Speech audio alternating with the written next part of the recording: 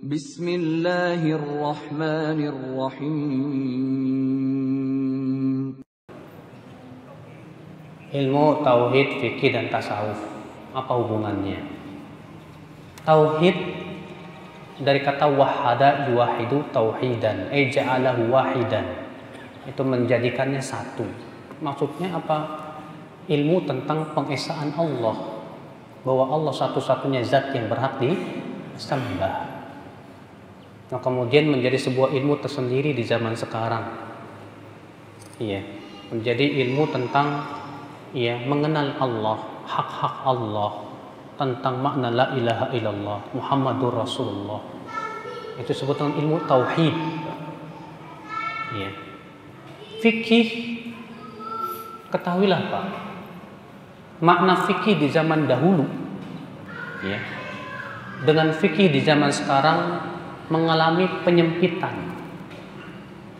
Di zaman dahulu fikih itu lebih luas daripada makna zaman sekarang. Di zaman dahulu fikih itu masuk padanya akidah, ibadah, semuanya, din. Di zaman sekarang fikih itu lebih sempit maknanya kepada permasalahan-permasalahan yang sifatnya hukum-hukum Islam. Sehingga kan dibedakan antara akidah, fikih,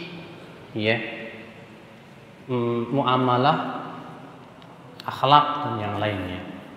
Fikih itu kalau kita lihat kitab-kitab fikih, bahasannya apa Pak? Dari sholat, zakat, puasa, haji, jual beli, nikah, talak. Sehingga fikih itu di zaman sekarang tuh menjadi lebih sempit maknanya. Hanya sebatas berbicara tentang masalah hukum-hukum Islam. Sementara di zaman salafus saleh fikih itu luas. Sudah saya sebutkan tadi, Abu Hanifah menulis kitab tentang akidah diberi nama Al-Fiqhul Akbar, fikih besar. Ternyata Abu Hanifah menamai kitab akidahnya fikih.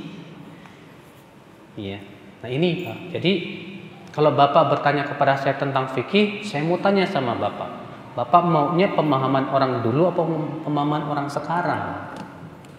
Kalau orang sekarang yaitu pembicaraan masalah hukum-hukum Islam.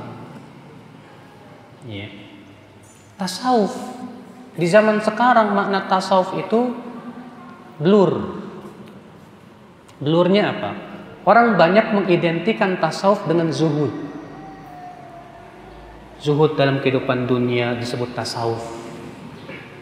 Padahal dua nama yang berbeda. Zuhud itu lafadz syar'i. Lafadz syar'i jelas ada dalam Al-Quran dan hadis Nabi SAW. Tapi tasawuf itu sebuah lafadz yang muncul di akhir abad ketiga. Dari kata tasawuf, dari suf. Itu munculnya suatu kelompok yang mereka lebih mengutamakan memakai baju wol, suf. Suf itu artinya kain wol.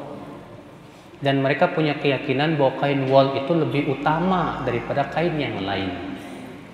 Yang kemudian disebut oleh para ulama dengan tasawuf.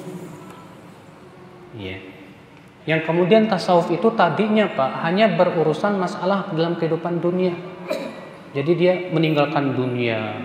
Pokoknya dia tidak mau dunia karena kecewa dengan raja-raja yang ada, melihat fenomena orang tertipu dengan dunia. Yang kemudian berubah, terpengaruh oleh ilmu-ilmu filsafat. Kemudian terpengaruh lagi dengan berbagai macam pemikiran-pemikiran. Akhirnya menjadi pemikiran tersendiri. Yang kemudian tasawuf ini berpecah-pecah lagi menjadi tarikat-tarikat.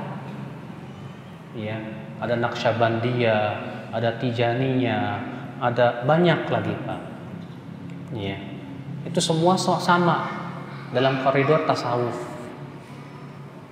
Kalau Bapak ingin baca tentang sejarah tasawuf secara lengkap, silahkan beli buku yang berjudul Sejarah Hitam Tasawuf yang ditulis oleh Dr. Fadl Ilahi Thohir.